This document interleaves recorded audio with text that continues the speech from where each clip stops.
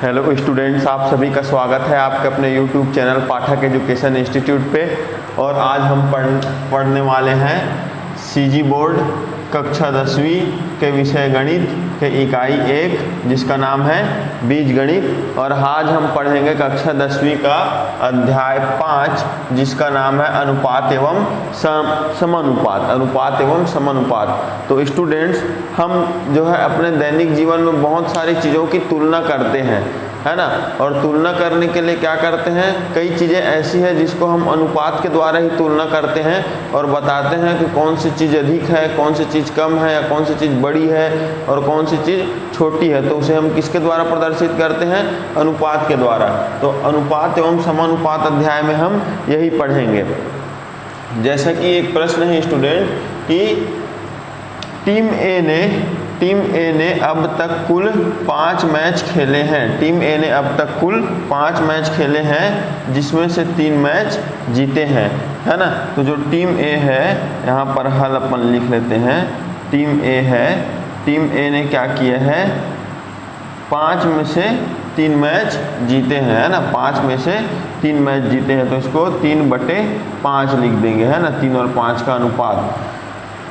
Team B ने अब तक 12 मैच खेलकर 5 मैच जीते हैं, है ना। टीम बी जो है उसने क्या किया है, 12 मैच खेल करके उसने 5 मैच जीता है। और उसी प्रकार ये है, अब तक 12 मैच खेलकर 5 मैच जीते हैं। तथा टीम सी ने 18 मैच खेलकर 13 मैच जीते हैं। तो टीम सी का अपन क्या लिखेंगे, 18 मैच खेल करके इसने 13 मैच जीता है। तो 13/18 हो गया टीम सी का, है ना। इनमें से किस टीम का प्रदर्शन सबसे अच्छा रहा, ये अपने को बताना है। तो मैंने क्या लिखा है, जो टीम ए है उसने 5 में से 3 मैच जीते हैं, टीम बी ने 12 में से 5 मैच जीते हैं और टीम सी ने 18 में से 13 मैच जीते हैं। तो जो जीता हुआ मैचों की संख्या उसको मैंने अंश में लिया है और कुल मैचों की संख्या को मैंने हर में लिया। तो आप इसका उल्टा भी ले सकते हैं कि जो कुल मैचों की संख्या उसे अंश में ले सकते हैं और जो जीते हुए मैचों की संख्या उसे हर में भी ले सकते हैं, ठीक है। तो देखो अपन कैसे पता करेंगे कि किस टीम का प्रदर्शन सबसे अच्छा रहा। तो हमने पहले जो भिन्न पढ़ते थे हम लोग अध्याय, उसमें क्या करते थे, सबसे बड़ा कौन सबसे छोटा कौन, उसको पता करने के लिए क्या करते थे, जितने भी भिन्न होते थे उसके हम लोग हर निकालते थे और हर को बराबर कर लेते थे। हर को बराबर करने के बाद जिसका अंश बड़ा होता था वो संख्या बड़ा होता था। उसी प्रकार इनका भी हम हर बराबर कर लेंगे तो जिनका अंश जो है बड़ा होगा उसी का प्रदर्शन अच्छा रहेगा, क्योंकि सबसे बड़ा स्कोर उसी का रहेगा। तो जैसे ए का है 3/5 और बी का है क्या 12/5, सॉरी 5/12 और सी का है क्या 13/18। तो अब हम लोग क्या करेंगे, इन तीनों को बराबर करने के लिए 5, 12 और 18 तीनों हर है ना। तो इनको बराबर करने के लिए हम क्या करेंगे, इनका एलसीएम निकालेंगे, लघुत्तम समापवर्त निकालेंगे। तो 5, 12 और 18 का लघुत्तम समापवर्त क्या होगा, देखिए 2 से हम करेंगे तो 5 तो जाएगा नहीं, भाग 2 छक्के 12 हो जाएगा और 2 नियम 18 हो जाएगा, ठीक है। फिर 2 से करेंगे तो 5 तो जाएगा नहीं, भाग 2 3 6 हो जाएगा, 9 भी नहीं जाएगा, भाग, है ना। अब ये 2 से कोई नहीं होगा तीनों, तो 3 से करते हैं तो 5 तो जाएगा नहीं, भाग ये चले जाएगा, 3 एकम 3 और 3 3 9। फिर 3 से करेंगे तो 5 तो जाएगा नहीं, ये तो 1 हो गया है और ये 3 एकम 3, अब सिर्फ 5 बचा तो ये हो गया 5 एकम 5, है ना। तो ये जो है 2 गुणित, इसको 2 गुणित 2 गुणित 3 गुणित 3 गुणित 5, 2 गुणित 2 गुणित 3 गुणित 3 गुणित 5।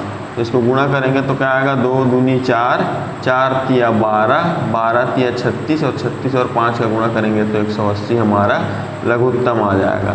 तो हम लोग क्या करेंगे, जैसे टीम ए है ना, तो टीम ए का क्या है 3/5, तो इसके हर को क्या करेंगे अपन 180 बनाएंगे। तो 5 को किससे गुणा करेंगे तो 180 होगा, है ना, ये हमको देखना पड़ेगा।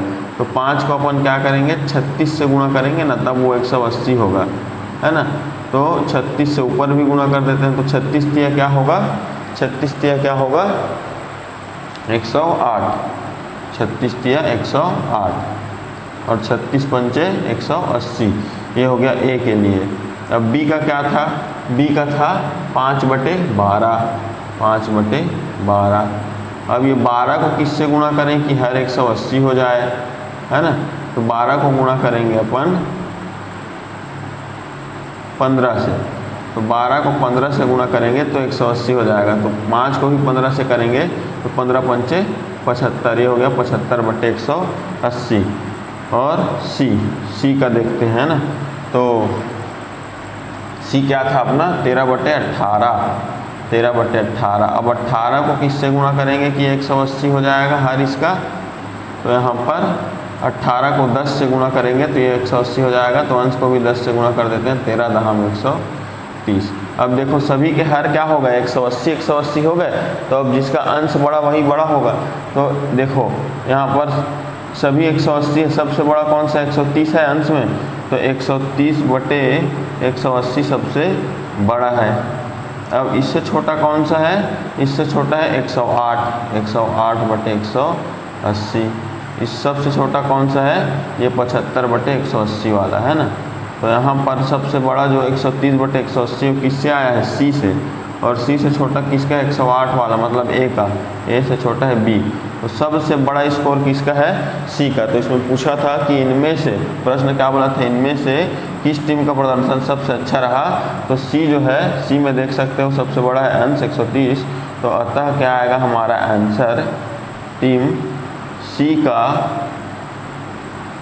प्रदर्शन सबसे अच्छा रहा, सबसे अच्छा रहा। ठीक है, तो इस प्रकार से ये बनेगा। तो उम्मीद है आप लोगों को ये समझ आ गया होगा। अगर समझ नहीं आया हो तो आप कमेंट करके हमें बताएं, तो हम उसको अगले वीडियो में आपके डाउट को सॉल्व कर देंगे। ठीक है,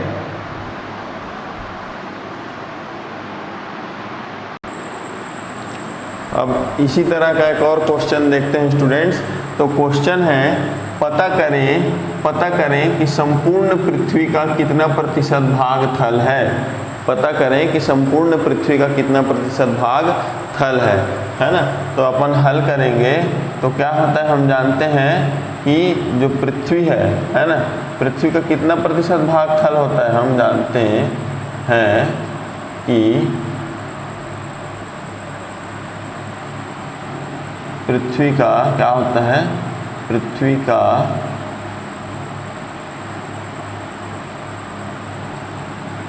1/4 भाग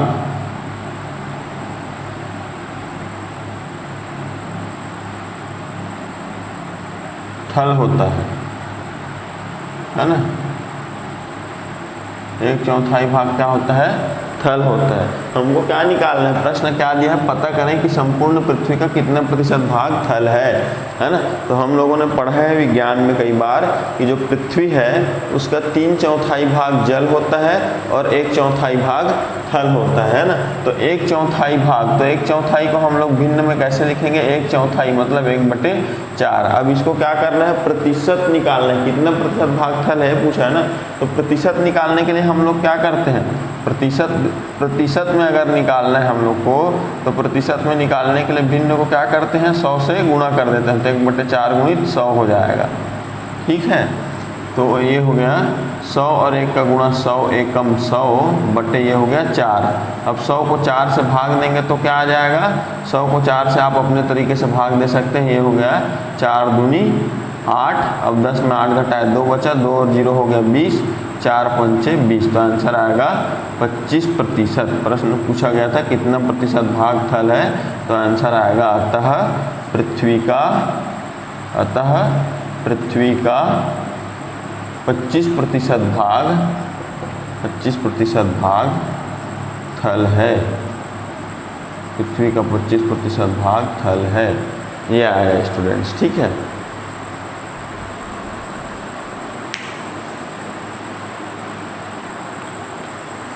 तो स्टूडेंट्स अब हम जो उदाहरण 1 में जो प्रश्न दिया गया है उसको सॉल्व करते हैं, उसको समझने की कोशिश करते हैं। तो आपके बुक में उदाहरण 1 जो दिया गया है वो है छत्तीसगढ़ राज्य की हॉकी टीम का राष्ट्रीय स्तर पर खेले गए मैचों में प्रदर्शन निम्नानुसार है। ठीक है, छत्तीसगढ़ राज्य की हॉकी टीम का राष्ट्रीय स्तर पर खेले गए मैचों में प्रदर्शन निम्नानुसार है। तो वर्ष 2016 में 12 मैच खेलकर 10 मैच जीते, वर्ष 2015 में 10 मैच खेलकर 7 मैच जीते, और वर्ष 2014 में क्या हुआ, 11 मैच खेलकर 8 मैच जीते, है ना। तो हमको क्या निकालना है कि किस वर्ष हॉकी टीम का प्रदर्शन सबसे अच्छा रहा, ये हमें निकालना है।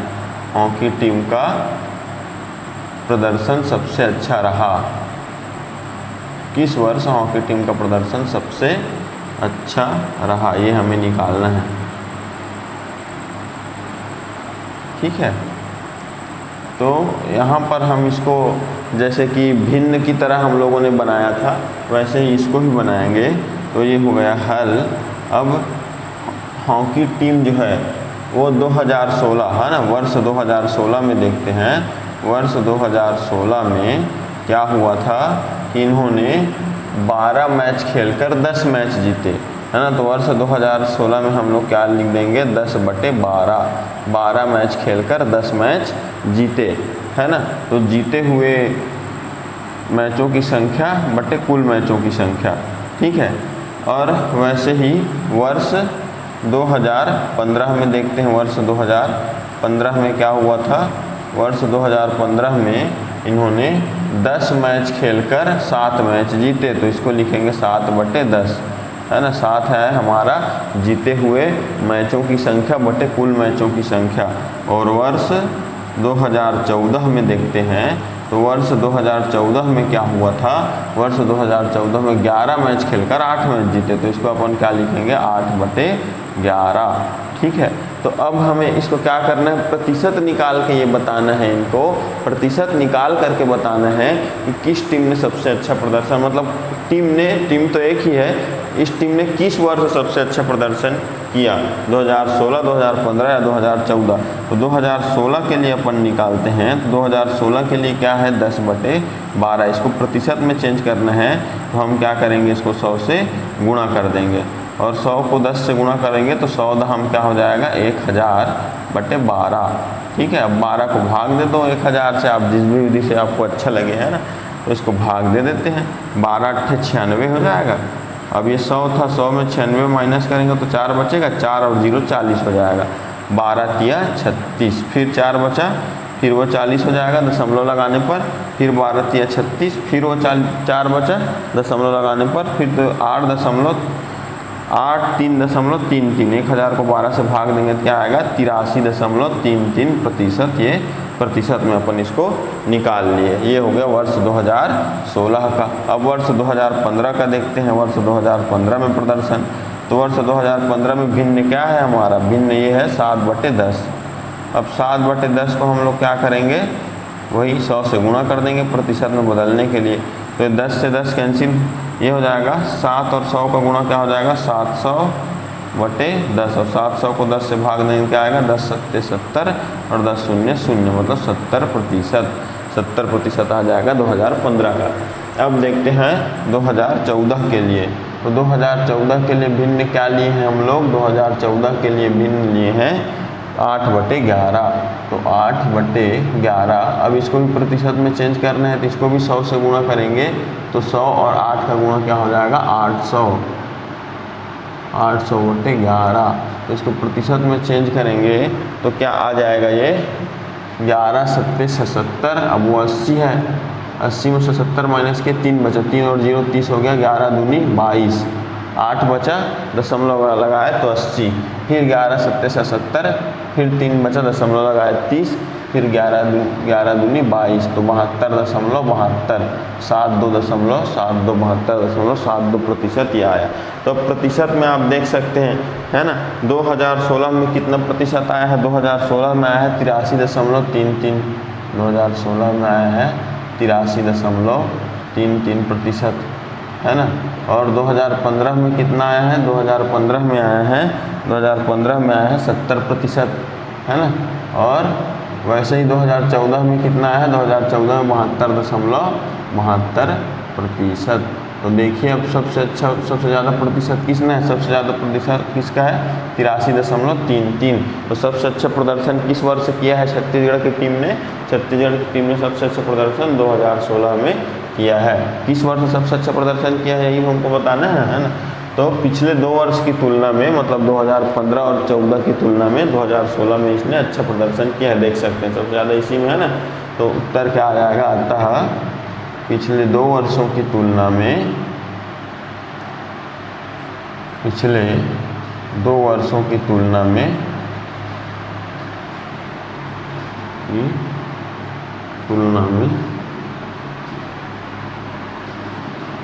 वर्ष 2016 में छत्तीसगढ़ की टीम ने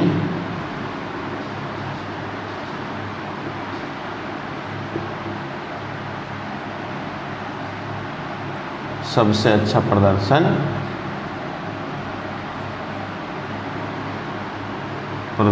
किया।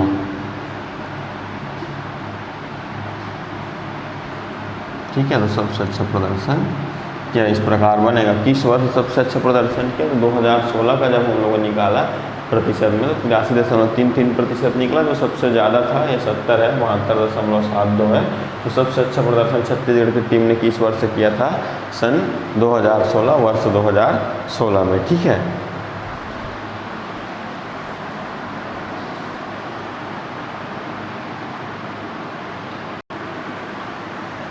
अब देखिए स्टूडेंट्स, अब हम सॉल्व करेंगे उदाहरण नंबर 2।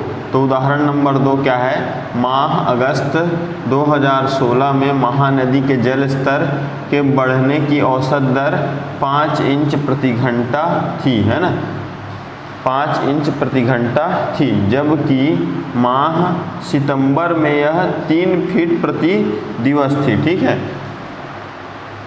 प्रश्न क्या है, माह अगस्त 2016 में महानदी के जल स्तर बढ़ने की औसत दर 5 इंच प्रति घंटा है ना, अगस्त में, जबकि माह सितंबर में, अब ये सितंबर में 3 फीट प्रति दिवस थी।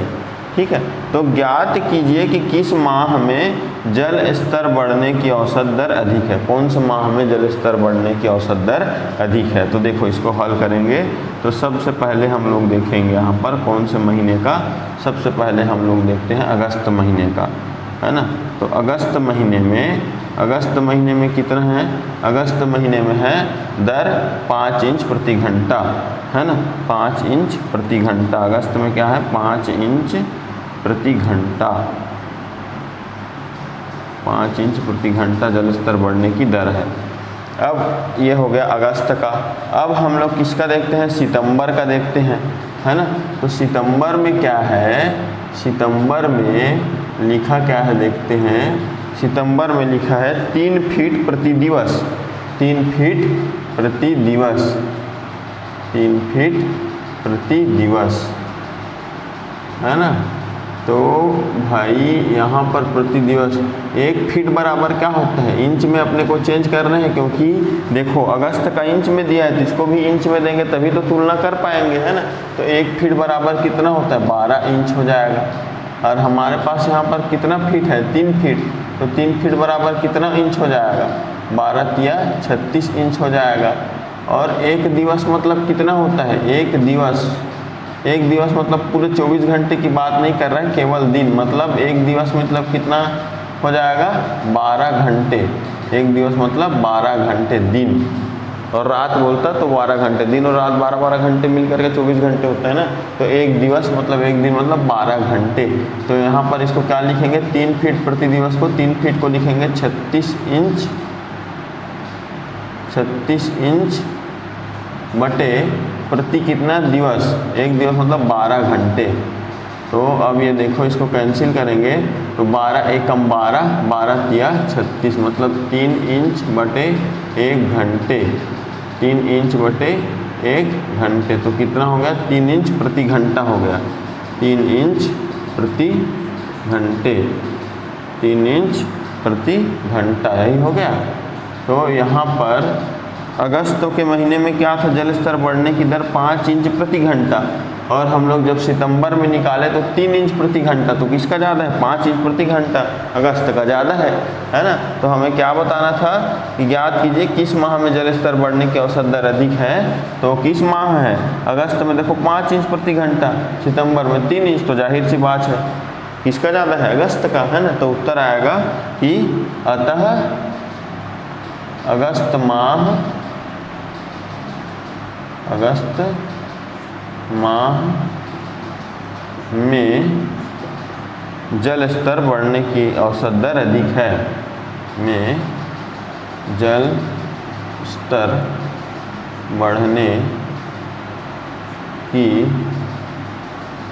औसत दर अधिक है।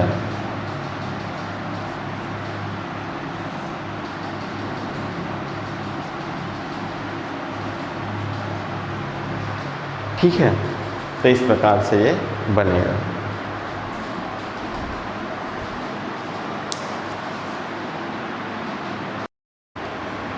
तो स्टूडेंट्स अब देखते हैं उदाहरण नंबर 3।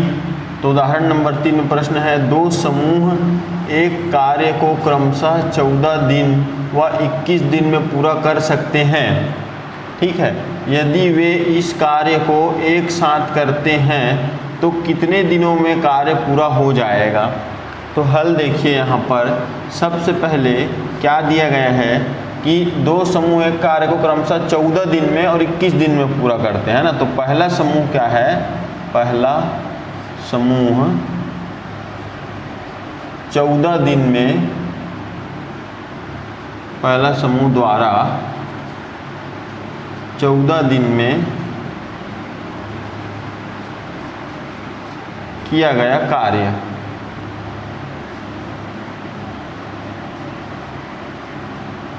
कितना कार्य किए हैं? एक, है ना। 14 दिन में किया गया कार्य जो है इसका एक है। ठीक है, तो इसी को पहला समूह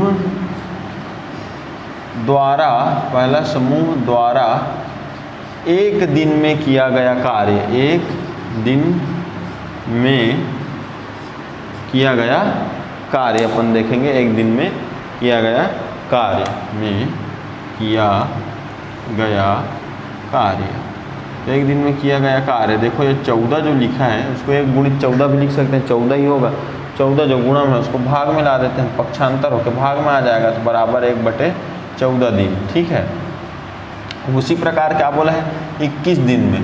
दूसरा समूह उसी कार्य को कितने दिन में करता है? 21 दिन में। तो लिखेंगे दूसरे समूह द्वारा 21 दिन में किया गया कार्य।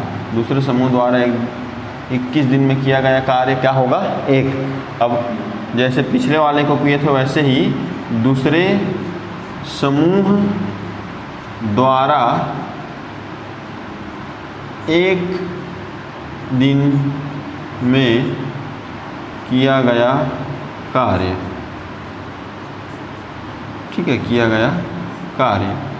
तो किया गया कार्य ये 21 जो है गुणे में कर सकते हैं, 21 गुणित 1 तो गुणे में होगा 21, तो उसको भाग में ला सकते हैं, 1/21 ये हो जाएगा। ठीक है, तो पहला समूह द्वारा एक दिन में किया गया कार्य 1/14, दूसरे समूह द्वारा एक दिन में किया गया कार्य 1/21, है ना। तो दोनों समूह द्वारा अब निकालेंगे, दोनों समूह द्वारा एक दिन में किया गया कार्य, एक दिन में किया गया कार्य। तो एक दिन में किया गया कार्य दोनों का निकालेंगे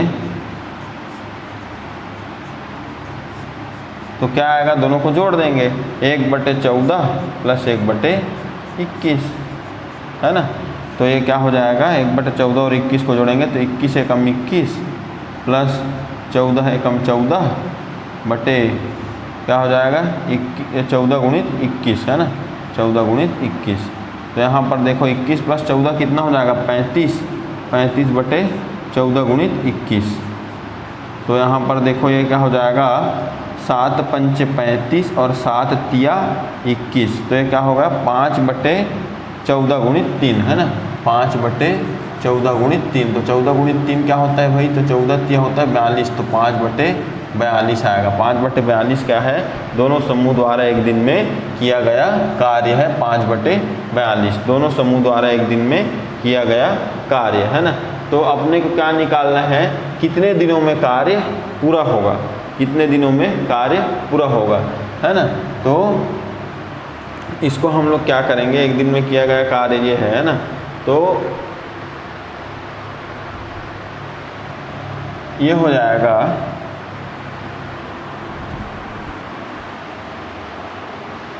ठीक है। तो दोनों मिलकर उस कार्य को करने में कितना टाइम लग रहा है, दोनों समूह एक दिन में कितना कार्य कर रहे हैं 5/42 है ना। तो इसको हम कैसे लिख सकते हैं, दोनों समूह मिलकर कितना कार्य कर रहे हैं 5/42, दोनों समूह मिलकर 5/42 कार्य कर रहे हैं। कितने दिन में कर रहे हैं, एक दिन में। कितने दिन में कर रहे हैं, एक दिन में, एक दिन में। तो एक कार्य को कितने दिन लगेगा, एक कार्य को करने में लगा समय, तो यहाँ पर क्या हो जाएगा, ये जो 5/42 है वो पक्षांतर होकर क्या हो जाएगा 42/5 हो जाएगा है ना। 42 भाग में है तो गुणे में आ जाएगा, और 5 गुणे में भाग में आ जाएगा, तो इतना दिन लगेगा इसमें 42/5 है ना। तो 42/5 गुणित 1 करेंगे तो 42/5 एकम 42/5। अब इसको क्या हो जाएगा 5×8 = 40, मिश्र भिन्न में चेंज कर देंगे 5×8 = 40, लेकिन ये तो 42 है, 42 में 40 घटाया 2 बचा, 2/5 दिन, इतना समय लगेगा। 8 सही 2/5 दिन। तो प्रश्न क्या बोला था हम लोग को है ना, एक साथ करते हैं, इस कार्य को एक साथ करते हैं तो कितने दिन में कार्य पूरा होगा। तो अतः यदि दोनों समूह मिलकर कार्य करें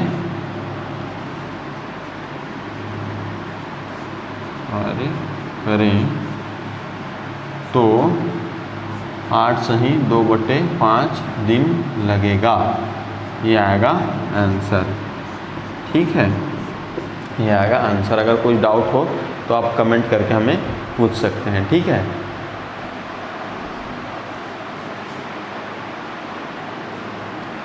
अब देखिए प्रश्नावली 1 का प्रश्न देखते हैं। प्रश्नावली 1 का पहला प्रश्न है, एक क्रिकेट मैच में बल्लेबाज धीरेन्द्र 25 गेंद 19 रन में बनाकर आउट हो जाता है। 25 गेंद में 19 रन बनाकर आउट हो जाता है। महेंद्र 20 गेंद खेलकर 14 रन बनाकर पवेलियन लौटता है तथा रविंद्र 15 गेंद में 9 रन बनाता है। इनमें से किसने सबसे अधिक रन बनाए। तो सबसे पहले जिसने जितने भी रन बनाए उसको हम लोग लिख लेते हैं।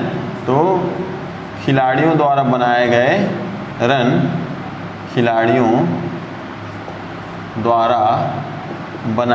रन क्योंकि यहाँ पर पूछा क्या है, जरा आप ध्यान से देखो, सिर्फ इतना ही पूछा है कि इनमें से किसने सबसे अधिक रन बनाए। तो सबसे अधिक रन जो बनाया होगा वही हमारा आंसर होगा। इनमें से सबसे अधिक रन किसने बनाए। तो सबसे पहले देखो, धीरेन्द्र ने 25 गेंद में रन कितना बनाया, 19 रन। तो धीरेन्द्र ने कितना रन बनाया है, 19 रन है ना। धीरेन्द्र का आ गया 19 रन। अब इसके बाद देखो, इसके बाद है महेंद्र 20 गेंद में 14 रन बनाता है। तो महेंद्र का कितना हो गया, 14 रन। अब इसके बाद देखो 15 गेंद में 9 रन है ना। कौन बनाता है, रविंद्र। तो रविंद्र का कितना होगा, रविंद्र का हो गया हमारा 9 रन। अब हमको पूछा कहा गया था, पूछा सिर्फ इतना ही गया था कि इनमें से किसने सबसे अधिक रन बनाए। तो सबसे अधिक रन किसने बनाए, धीरेन्द्र ने 19, महेंद्र ने 14 और रविंद्र ने 9। तो सबसे अधिक धीरेन्द्र ने बनाया ना, धीरेन्द्र ने 19 रन बनाया है। तो बस इतना ही करना है, इसमें कुछ नहीं है।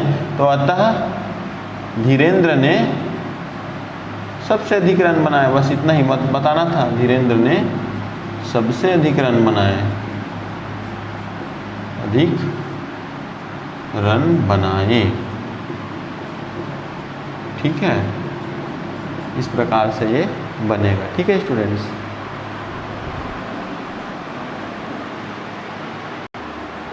तो देखिए प्रश्नावली 1 का दूसरा प्रश्न है 100 किलोमीटर की दौड़ में राम 15 किलोमीटर प्रति घंटा की गति से दौड़ते हुए श्याम को 5 मीटर पीछे छोड़ दौड़ जीत लेता है, श्याम की गति ज्ञात कीजिए। तो यहाँ पर हल सबसे पहले हम लोग राम का देख लेते हैं, है ना।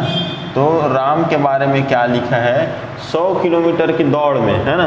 तो और 100 किलोमीटर की दौड़ में राम 12 किलोमीटर प्रति घंटा की गति से दौड़ते हुए श्याम को 5 मीटर पीछे छोड़ दौड़ जीत लेता है। 100 किलोमीटर की दौड़ है और दौड़ कौन जीत गया, राम।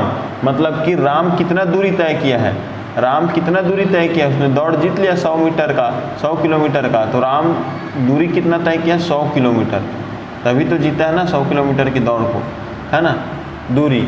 और उसके बाद क्या दिया है, 100 किलोमीटर की दूरी की दौड़ में राम 12 किलोमीटर प्रति घंटा की गति से दौड़ता है। तो गति क्या है इसका, चाल क्या है, 12 किलोमीटर प्रति घंटा, 12 किलोमीटर प्रति घंटा राम की चाल है।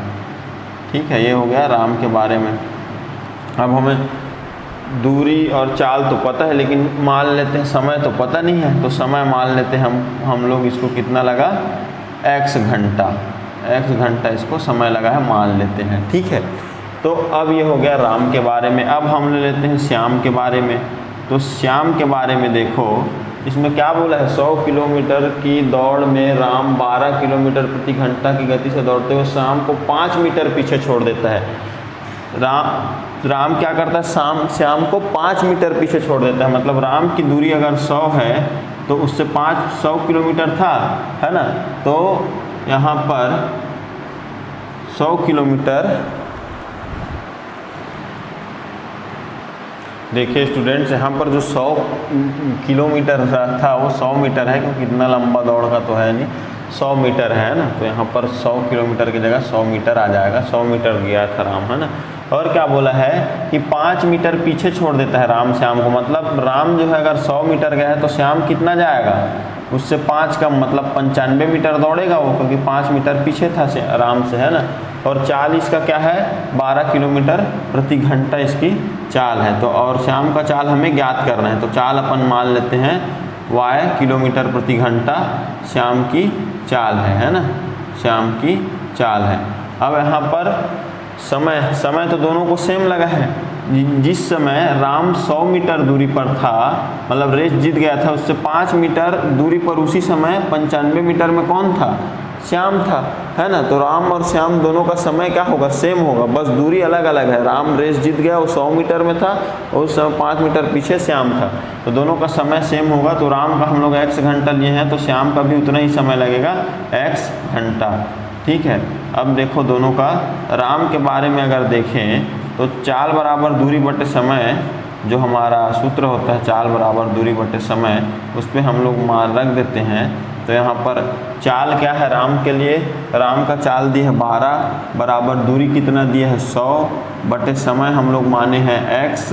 तो ये x भाग में है, गुणे में आ जाएगा, और 12 जो है गुणे में है वो क्या हो जाएगा, भाग में आ जाएगा, है ना।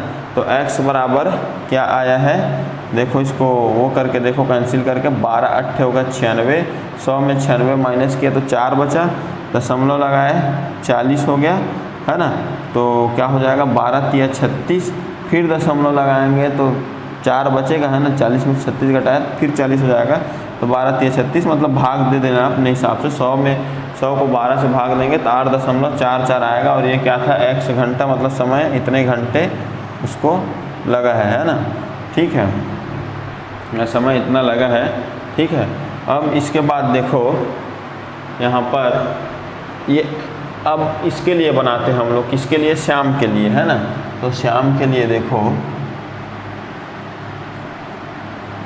श्याम के लिए क्या हो जाएगा, फिर वही चाल बराबर दूरी बटे समय। तो श्याम की चाल हम लोग y माने हैं, बराबर दूरी कितना है, दूरी 95 है, और समय कितना है, समय लिए हैं हम लोग x श्याम के लिए, y बराबर 95 बटे x। तो 95 बटे ये x का मान क्या है, 3 या फिर x का मान यहाँ पर 100/12 है तो 100/12 भी अपन रख सकते हैं, 100/12 रख दिया मैं, ठीक है। तो y बराबर ये जो 12 है ऊपर गुणे में चले जाएगा, 95 गुणित 12/100। तो इसको कैंसिल कर दो, अगर कैंसिल हो रहा है देखो ये जैसे 2 छक्के 12 हो गया, 2 पंचे 10, 2 शून्य 0 हो गया, फिर 2 से कैंसिल हो जाएगा, 2 तिये 6 और ये 2 दूनी 4, 1 बचा 10, 2 पंचे 10, तो ये 3 और 25 हो गया, ये दोनों फिर कैंसिल हो जाएगा, 5 एकम 5, 4 बचा 45 हो गया, 5 नियम 45 और ये 5 पंचे 25। तो y इक्वल टू क्या होगा 19 गुणित 3, 19 गुणित 3 क्या होता है 19 और 3 का गुणा होता है 57/5। अब इसको ये कर लो, क्या होता है 5 एकम 5, 5 एकम 5 और 7 है तो 2 बच गया, ठीक है। तो 2 को दशमलव लगाया 20 हो जाएगा, तो 5 चौके 20। तो क्या आ जाएगा y का मान 11.4 घंटा यहाँ पर समय लगेगा, ठीक है। तो सॉरी ये y जो था क्या था, चाल था, है ना। तो 11.4 किलोमीटर प्रति घंटा यहाँ पर समय आएगा, प्रति घंटा। तो अतः श्याम की चाल क्या आएगा उत्तर, अतः श्याम की चाल 11.4 किलोमीटर प्रति घंटा है, ठीक है। इस प्रकार से ये बनेगा।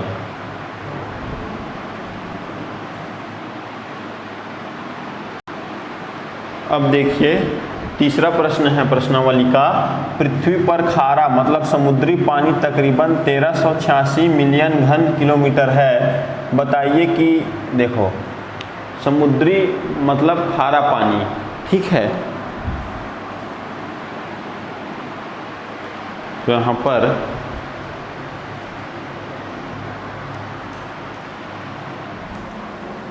देखिए पृथ्वी पर खारा मतलब समुद्री पानी तकरीबन 38,214 मिलियन घन किलोमीटर और साफ पानी मतलब फ्रेश वाटर तकरीबन 1,386 मिलियन घन किलोमीटर है।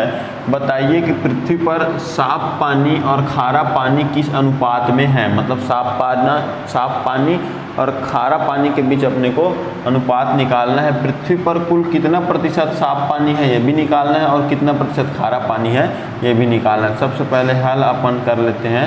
तो सबसे पहले अपने को निकालना क्या है कि बताइए पृथ्वी पर साफ पानी और खारा पानी किस अनुपात में है ना।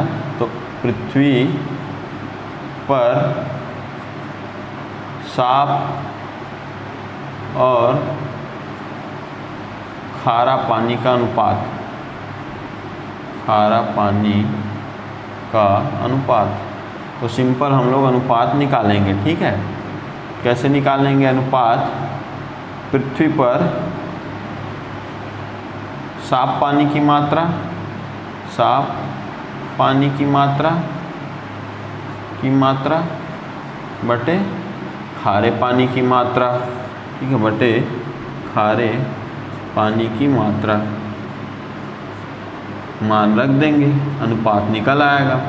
तो साफ पानी की मात्रा कितनी है, साफ पानी की मात्रा है 1,386 बटे खारे पानी की मात्रा कितनी है 38,214।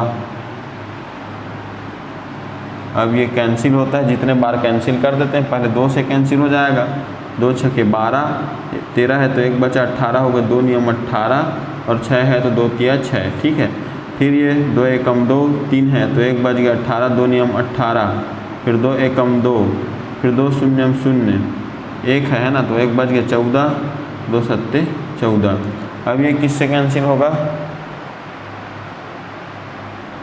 3 से दोनों कैंसिल हो जाएगा, है ना। ये देखो 3 दूनी 6, 3 तिया 9, 3 एकम 3 और ये क्या होगा 3 छक्के 18, 1 बचा 11 हो गया, 3 तिया 9, 2 बचा 20 हो गया, 3 छक्के 18, फिर 2 बचा 27, 3 नियम 27। फिर किससे कैंसिल हो सकता है, 3 से फिर कैंसिल हो सकता है। ये देखो 3 सत्ते 21, 23 था 2 बच गया 21 हो गया, 2 और 1 है ना, फिर 3 सत्ते 21, फिर ये दोनों 3 दूनी 6, 3 एकम 3, 3 दूनी 6, 3 तिया 9, ठीक है, ये हो गया।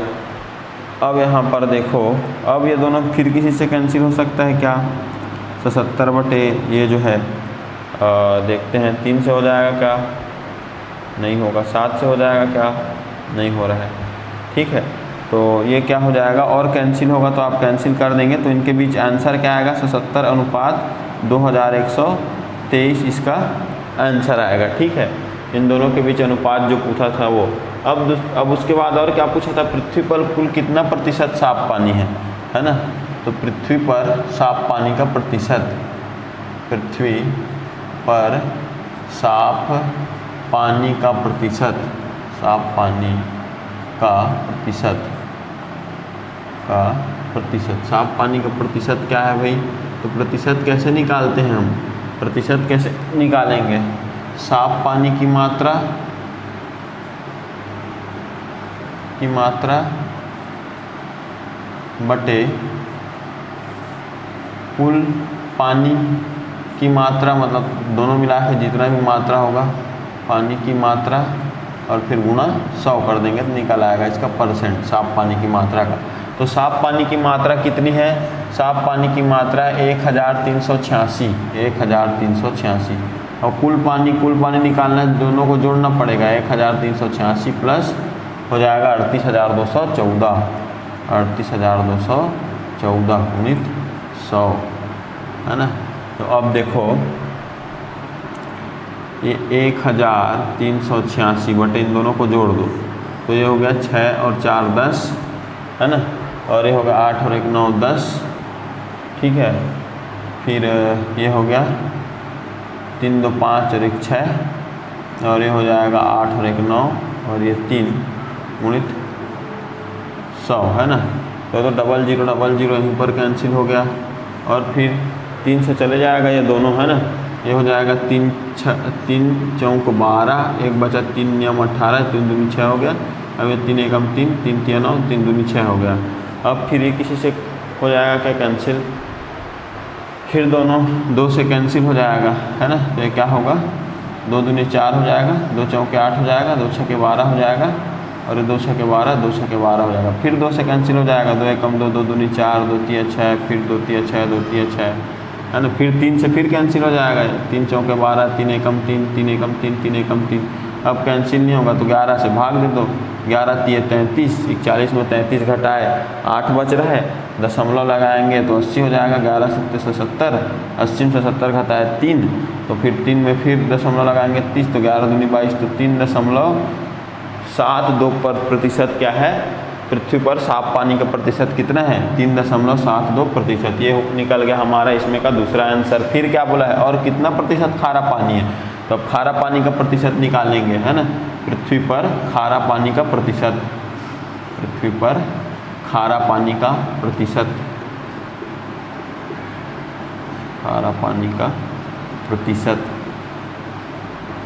तो पृथ्वी पर खारा पानी का प्रतिशत निकालेंगे, तो इसमें भी ऐसे ही करेंगे जैसे उसमें कई किए हैं, खारा पानी की मात्रा, खारा पानी की मात्रा बटे क्या हो जाएगा, कुल पानी की मात्रा, कुल पानी की मात्रा गुणित 100 से इसको गुणा कर देंगे ताकि परसेंट निकल आए। तो अब खारा पानी की मात्रा कितनी, खारा पानी की मात्रा है 38,214, है ना। तो 38,214 आ गया यहाँ पर। और कुल पानी की मात्रा कितनी है, कुल पानी की मात्रा यहाँ पर हम लोग प्लस करके निकाले थे ना, 39,600, यहाँ पर प्लस किए थे ना दोनों को, कुल पानी की मात्रा, है ना। 39,600 गुणित ये हो गया 100, और फिर ये 0000 यहाँ पर कैंसिल हो जाएगा। फिर ये किससे कैंसिल हो जाएगा, इस दोनों को देखते हैं, 3 से कैंसिल हो जाएगा,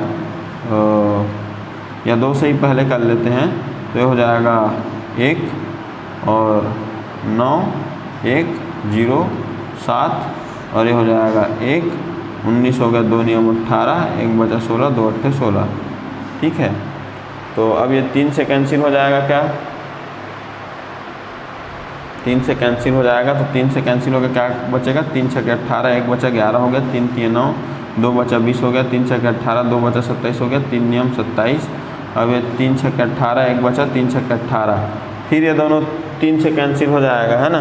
तो 3 से फिर कैंसिल कर देते हैं, 3 दूनी 6, 3 एकम 3, 3 दूनी 6, 3 3 9, और ये हो गया 3 दूनी 6, 3 दूनी 6। फिर किसी से कैंसिल होगा क्या, दोनों 11 से कैंसिल होगा क्या, 11 से कैंसिल हो रहा है, ये 11 दूनी 22 और ये क्या हो रहा है 11 एकम 11 बच रहा है 10, 102 हो गया, 11 99 बच रहा है 3, 33 हो गया, 11 तिया 33। अब 193 को 2 से भाग दे देंगे तो क्या हो जाएगा, 193 को 2 से भाग देंगे तो क्या आएगा 2 नियम 18, 1 बचा 13 हो गया, 2 छक्के 12, दशमलव 1 बचा दशमलव लगाया तो 10 हो गया, 2 पंचे 10 तो 96.5%। भाग तो देना आता ही होगा, 193 में 2 का भाग दे तो निकल जाएगा 96.5% इसका आंसर आएगा। ठीक है, तो ये हो गया खारे पानी का प्रतिशत, पृथ्वी पर खारे पानी का प्रतिशत,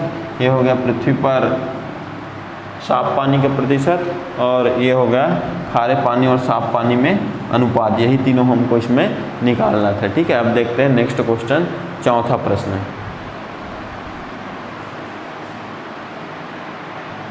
अच्छा, ये दोनों जो है 11 से कैंसिल हो जाएगा तो क्या हो जाएगा 11 सत्ते से 70 और ये हो जाएगा 11 एकम 11, 10 बच गया 102, 11 नियम 99, 3 बच गया 33, 11 तिया 33। तो इसका फाइनल आंसर क्या आएगा 7:193। 7:193 है।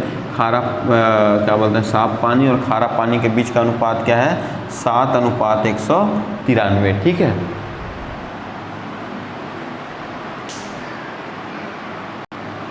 तो नेक्स्ट क्वेश्चन देखिए, प्रश्न 4 है, गायत्री एक खेत के धान की फसल को 12 दिन में काट लेती है, यदि उसी फसल को महेश 9 दिन में काट सकता है तो बताइए दोनों मिलकर उस फसल को कितने दिन में काट लेंगे। गायत्री 12 दिन में एक खेत की फसल को काटती है और महेश 9 दिन में एक खेत की फसल को काटता है, तो हम लोग को ये बताना है कि दोनों मिलकर कितने दिन में उस फसल को काट लेंगे। ठीक है, तो यहाँ पर सबसे पहले हम हल करेंगे गायत्री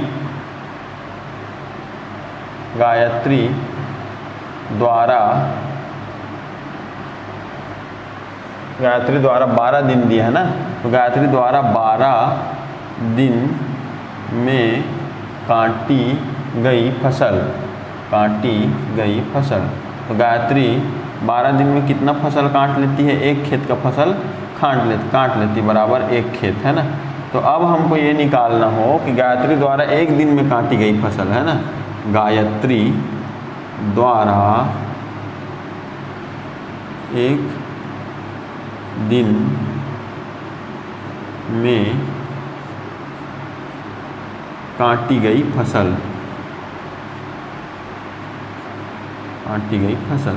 गायत्री द्वारा एक दिन में काटी गई फसल कितना हो जाएगा, ये इसको 12 गुणित 1 भी तो लिख सकते हैं 12 को, तो 12 गुणे में भाग में पक्षांतर हो जाएगा 1/12 खेत है ना, ये आ जाएगा। अब उसी प्रकार किसका देखते हैं, उसी प्रकार महेश का देखते हैं है ना। तो महेश द्वारा कितने दिन में काटता है महेश 9 दिन है ना, महेश द्वारा 9 दिन में काटी गई फसल, तो कितना फसल काट देता है 9 दिन में महेश, एक खेत है ना। तो अब इसका भी वही निकालेंगे कि महेश द्वारा एक दिन में काटी गई फसल,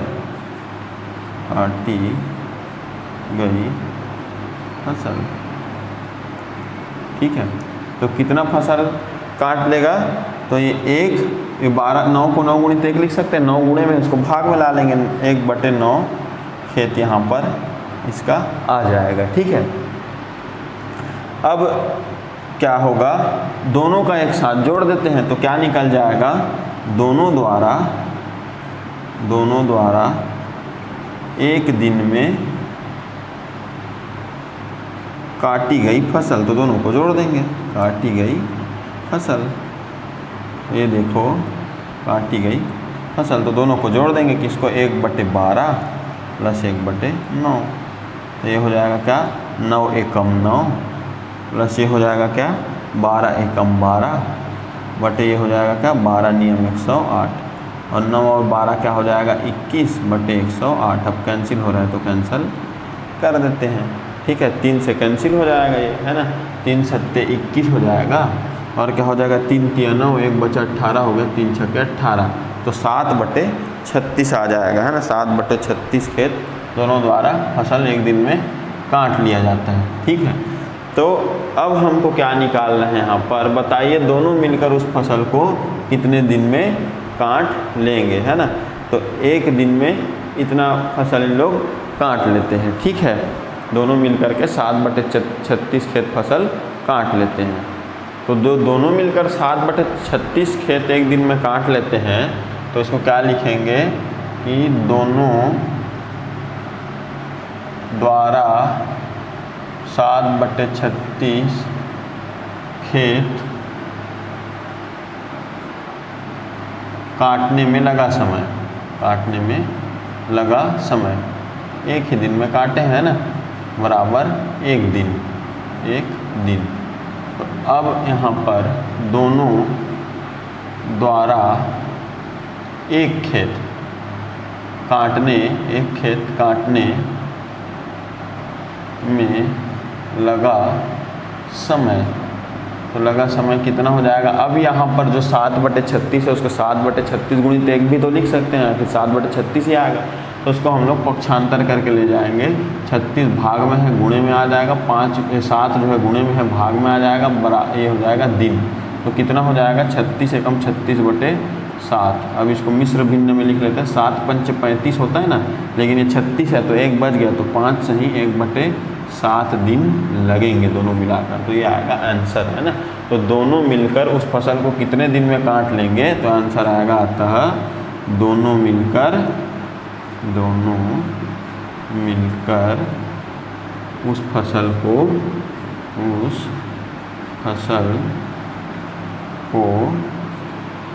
5 से ही 1/7 दिन में काट लेंगे। तो ये आएगा हमारा आंसर, इस प्रकार से हम बनाएंगे, ठीक है। अब देखते हैं नेक्स्ट क्वेश्चन।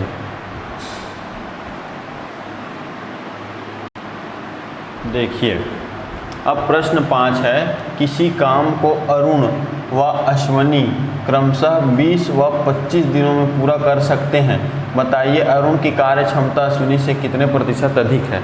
तो किसी काम को क्या बोला है, अरुण 20 दिन में करता है, अश्विनी 25 दिन में करता है, तो दोनों के बीच कार्य क्षमता के प्रतिशत में कितना अंतर है ना, ये हमको निकालना है। तो सबसे पहले अपन हल यहाँ पर देखते हैं, पहले देखते हैं अरुण, है ना। अरुण द्वारा 20 दिन में, 20 दिन दिया है ना, 20 दिन में किया गया कार्य, तो 20 दिन में किया गया कार्य क्या है, 1, है ना। तो अब इसमें निकालेंगे अरुण द्वारा 1 दिन में किया गया कार्य, 1 दिन में किया गया कार्य, तो 1 दिन में किया गया कार्य क्या होगा, 20 गुणित 1 है, 20 को 20 गुणित 1 लिख सकते हैं, 20 गुणे में हो जाएगा, इसको भाग में पक्षांतर कर देते हैं 1/20। अब इसी को प्रतिशत में अगर बदलना चाहें, है ना, प्रतिशत में क्या आ जाएगा, 20 से 100 से गुणा कर देंगे तो प्रतिशत में आ जाएगा। तो ये हो जाता है 20 पंचे 100, 20 पंचे 100 और 5 एकम 5% इसका आ जाएगा अरुण का, है ना। अब वैसे ही हम लोग अब अश्वनी का देखते हैं, तो अश्वनी यहाँ पर अश्वनी द्वारा 25 दिनों में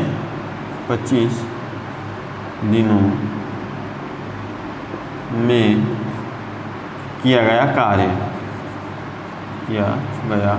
तो एक ही कार्य है जिसको अश्विनी को 25 दिन लगते हैं, अरुण को 20 दिन, तो 1 आएगा, है ना, बराबर 1। तो अब इसको भी वही निकालेंगे कि अश्वनी द्वारा 1 दिन में किया गया कार्य, है ना। तो ये 25 को 25 गुणित 1 भी लिख सकते हैं, तो गुणे में हो जाएगा। 25 गुणे में पक्षांतर करके भाग में ला लेंगे 1/25, और इसी को हम लोग प्रतिशत में ज्ञात करेंगे। प्रतिशत में कार्य क्षमता पता चलता है, अरुण का 5% हो गया, और इसको प्रतिशत में जब हम लोग निकालेंगे तो 1/25 प्रतिशत में निकालने के लिए 100 से गुणा करेंगे, तो 25 चौके हो जाएगा 100, और 4 एकम हो जाएगा 4, तो 4% आ जाएगा। तो दोनों की कार्य क्षमता देखिए, अरुण की कार्य क्षमता 5% और अश्विनी का कितना है 4%। अब हमको क्या निकालना था, बताइए अरुण की कार्य क्षमता अश्विनी से कितने प्रतिशत अधिक है। तो कार्य क्षमता में अंतर कितना है, देखो दोनों में कार्य क्षमता में अंतर, कार्य क्षमता में अंतर, तो घटा देंगे, अंतर निकल आएगा। अंतर का मतलब ही घटाना होता है, तो यहाँ पर 5 - 4 मतलब कितना हो गया 1%। 1% आंसर क्या आएगा 1%। ठीक है, क्या बोला था, बताइए अरुण की कार्य क्षमता अश्विनी से कितने प्रतिशत अधिक है। तो क्या आ जाएगा, अतः अरुण की कार्य क्षमता अश्विनी से 1% अधिक है।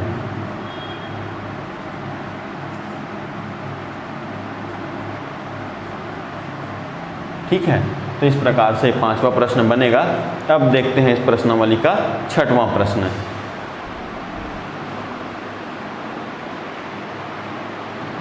अब देखिए इस प्रश्नावली का अंतिम प्रश्न 6वां प्रश्न क्या है।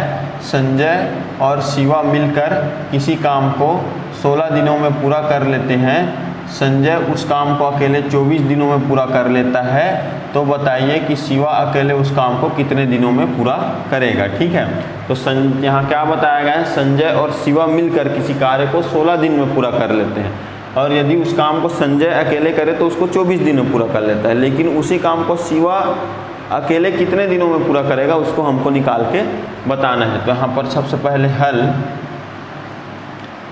तो हल सबसे पहले क्या दिया गया है, दिया गया है उसको लिख लेते हैं। दिया गया है, क्या दिया गया है हमको, दिया गया है संजय और शिवा मिलकर, संजय और शिवा द्वारा मिलकर कार्य करने में लगा समय। जब दोनों मिलकर कार्य करते हैं तो दोनों मिलकर के 16 दिनों में कार्य कर लेते हैं। 16 दिन है ना, 16 दिनों में कार्य पूरा कर लेते हैं। या फिर ये बोल सकते हैं द्वारा, ऐसा भी लिख सकते हैं, संजय और शिवा द्वारा मिलकर 16 दिनों में, मिलकर 16 दिनों में किया गया कार्य। दोनों एक ही कार्य करते हैं ना, मिल करके 16 दिन में, 16 दिनों में किया गया कार्य। कितना कार्य करते हैं दोनों मिल करके, एक कार्य को 16 दिन में करते हैं, तो बराबर 1 आ गया, है ना। तो इस चीज़ को अब ऐसा क्या करेंगे अपन, संजय और शिवा द्वारा मिलकर, संजय और शिवा द्वारा मिलकर, अब इसमें भी 16 को 16 गुणित 1 लिख सकते हैं, तो 16 गुणे में आ जाएगा, भाग में पक्षांतर है ना, मिलकर 1 दिनों में किया गया कार्य। क्या आ जाएगा, 1/16 आ जाएगा। अब फिर उसके अलावा और क्या दिया गया है अपने को, संजय उस काम को 24 दिन में कर सकता है, ये दिया है ना, संजय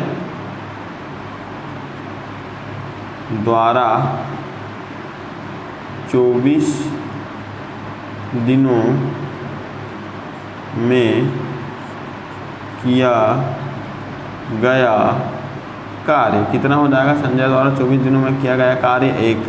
अब ये 24 गुणित 1 लिख सकते हैं, 24 को पक्षांतर कर देंगे, भाग में चले जाएगा उधर, संजय द्वारा एक दिन में किया गया कार्य क्या आ जाएगा, 1/24 आ जाएगा। तो ये संजय द्वारा हो गया दोनों के द्वारा। अब हम लोग मान लेते हैं कि माना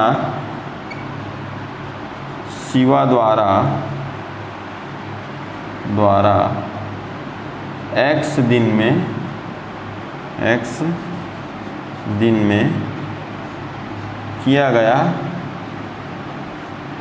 कार्य, x दिन में किया गया कार्य, तो x दिन में वो एक कार्य को कर लेता है, ऐसे मान लेते हैं।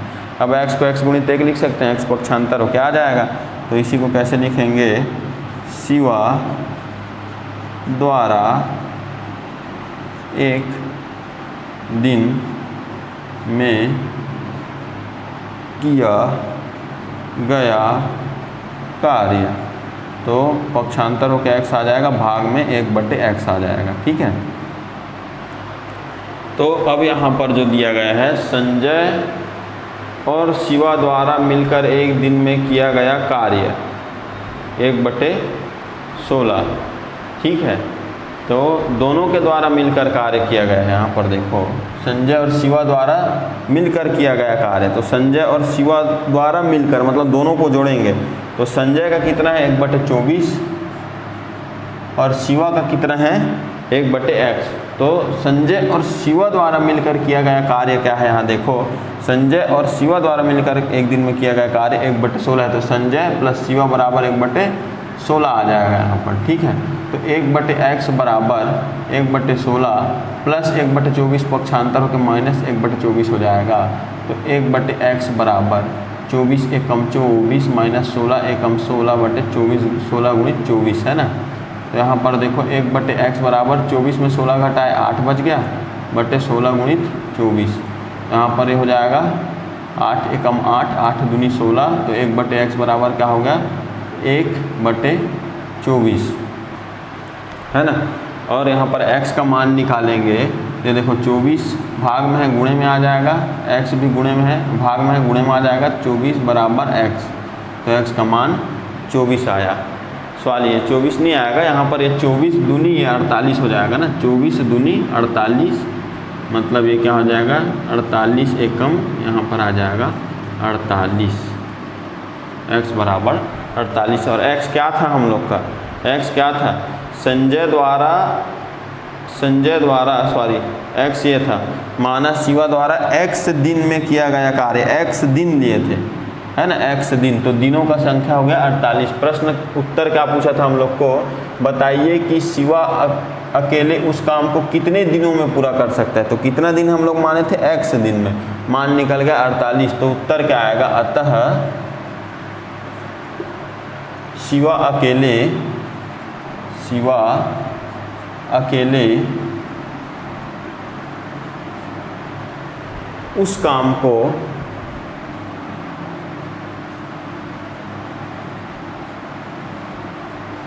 48 दिनों में पूरा करेगा, 48 दिनों में पूरा करेगा, 48 दिनों में पूरा करेगा, ये आएगा आंसर। ठीक है, तो इस प्रकार से प्रश्नावली एक हमारा हम लोगों ने पूरा बना लिया।